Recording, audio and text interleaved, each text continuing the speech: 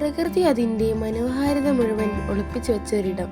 പുഴയും കടലും ഒന്നാകുന്ന ഇവിടെ ലോകത്തിൻ്റെ വിവിധ കോണുകളിൽ നിന്ന് അതിഥികൾ എത്തുന്നു. എല്ലാവർക്കും സ്വാഗതം കടലുണ്ടി പക്ഷി സങ്കേതത്തിലേക്ക്.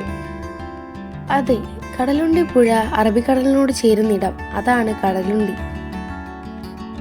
കോഴിക്കോട് നിന്ന് ഏകദേശം 19 കിലോമീറ്റർ അകലെയാണ് കടലുണ്ടി പക്ഷി സംരക്ഷണ കേന്ദ്രം. രാവിലെ 8 മണി മുതൽ വൈകുന്നേരം 5 മണി വരെയാണ് ഇവിടെ പ്രവേശന സമയം. ഇവിടുത്തെ പ്രധാന ആകർഷണം കണ്ടൽക്കാടുകളുടെ ഭംഗി ആസ്വദിച്ചുകൊണ്ടുള്ള ബോട്ട് യാത്രയാണ്. കണ്ടൽക്കാടുകളിലൂടെയുള്ള ഈ യാത്ര നമ്മെ മറ്റൊരു ലോകത്തെത്തിക്കും.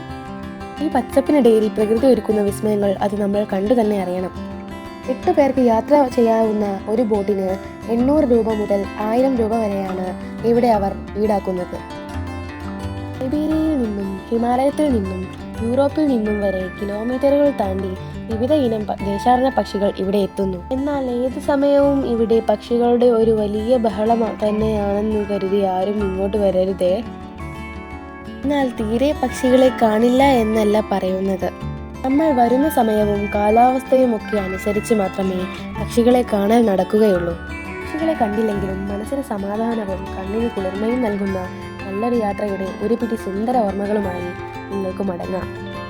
ഈ കാഴ്ചകൾ ഇഷ്ടമായെങ്കിൽ ചാനൽ സബ്സ്ക്രൈബ് ചെയ്യാനും ലൈക്ക് ചെയ്യാനും മറക്കരുതേ.